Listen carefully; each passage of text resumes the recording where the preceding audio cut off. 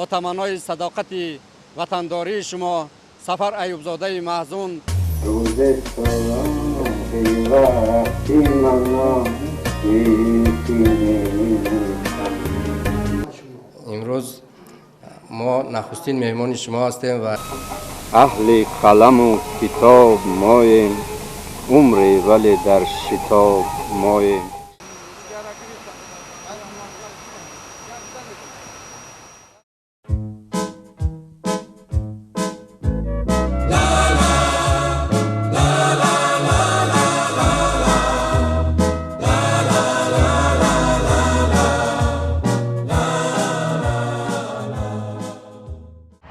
من گمان میکنم ساکنان دیار شاعری شیرین بیان، انسان بسیار شریف خاکسار و دلاگاه استاد سفر ایوبزاده محزون را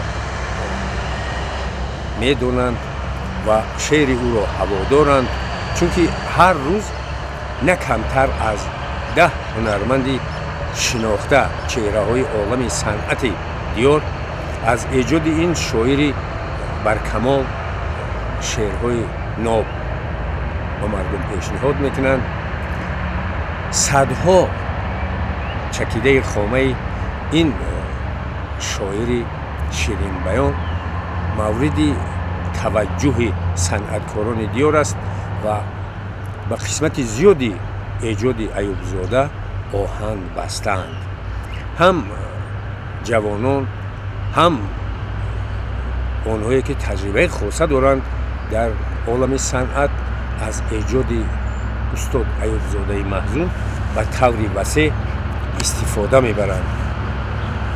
ولی ما این لحظه نه از شعر او بلکه از زندگی او که سبب محزون تخلص گرفتنش گشته است یادآور میشویم.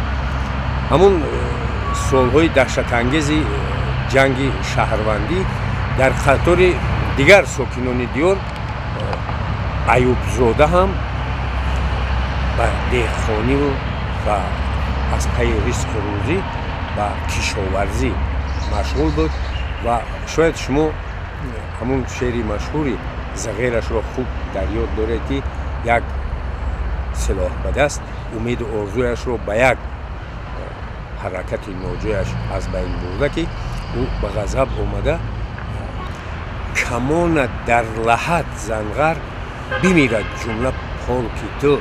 چی میگویم جواب آخر من این پالکی صغیرم را. تقدیر ما رو به شاعر خوش سلیقه زمان استاد سفر ایوبزاده محزون سخت پیوسته است. ما همراه مکتب عالی را ختم کردیم. یک جا در گازیت ولایتی راه لنینی کار و پیکار داشتیم و در همین راغون هم عجایب کارمی که در مرکز مطبوعات کمیته تلویزیون و رادیوی نزد حکومت پیش از من سفر ایوبزاده محزون فعالیت میکردند و بعد اون که از اینجا رفتم به جای او من اومدم. هر لحظه ای که وارد دفتری کار میشم یا با میدان میرم یا درباره ادبیات یگان چیزی رو به خاطر آوردن شوم حتما ایوبزاده به خاطر میرسد. الحال که درباره دیده و شنیده هم از همون مجموعه آماده کردم یک لیست 200 من رو کاره ها از دیده ها، سنجیده ها، تجربه ها و هواداران کلام بدی پیشنهاد کردنی می شوم. بعضی سرگذشت های عجیبی ایوبزاده پیش نظر خاطر زنده می شوند. او در بچگی بسیار شرمگین، بسیار احتیاطکار بود، اما در سر پیری بسیار عشقش و جوش آمده است. حتی چند پاره عجیبه دارد. یک مصرعش رو یادآور شویم، میگه که عشق در پیری بود پرسوزتر، خصوصا وقتی که یگان معرکه خوب پیش بیاید، یگان 100 نوش جان کند شیر کیف شود، حتما به یگان زنی زیبا عرض محبت میکند، حتما چسب تلاش میکند و بعضا تکلیف های عجیب هم پیش می اندازد. یک روز وقتی که در همون خوابگاه коллеҷи омӯзгории пойтахт зиндагӣ мекардааст, аз кадом маъракаи ширакайф бармегардад дар ҳамон чорраҳаи мардон назди бозори дӯстӣ мефирояд, ки мебинад як зебосанам хиромон омада гузаштан дорад ва чӣ таклифе мекунад, ки ӯ зан ҳам аяфташ муштоқи мард будааст, мегӯяд ки устод, ман шуморо шинохтам, аммо худат ягон ҷое дорӣ, ки рафта шита суҳбат кунем? Мега надорам, меёвем.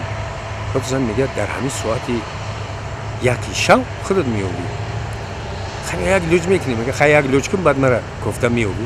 Ӯ ба раҳш меравад, ҳамин вақт мебинад, ки як ҳамкурси дигар ҳамон Рустам Муродов, ки он вақт директори курсҳои такмили ихтисоси вазорати молия шуда кор мекард, рӯ парояш пайдо мешавад, мегӯяд акай Рустам. ӯ Рустам дар вазорати молия ки буд, як хобгоҳ дошт дар хобгоҳи донишкадаи вазорати молия ва гоҳ-гоҳ ҳамунҷа вақте ки аз кор дертар мебомад, истироҳат мекард. Калити ҳамон хобгоҳ да як шабина мара наметӣ? Майлаш пагоҳ биё, мада пагоҳ ҳозир дар кора меӣ, ҳозир дар ин соати як шаб дар веқи хонаи худат, истодаи хонаи худат намеравӣ, ки ту хобгоҳ меравӣ. Ман хобгоҳ мега худам аслан намерам. Ҳамҷа як арӯси бисёр хушура ёфтам, таклиф кардам, мега ки ягон ҷои хуб дошта бошӣ, мерем, мешинем, суҳбат мекунем. Биёмон мега тарафу тараф мега ина ҳеҷ кас нест ку? Хай уш рафт, мега ягон тадигааш пайдо мешавад. Дар соати як шаб ҳеҷ кас пайдо мешавад. Рафта хоб кун пага. Акай Рустам мега, ман дар образе ту ҳамун калита битӣ, агар ҳеҷ кас пайдо нашид, зани хидмат гирифта ҳамунҷа меравам.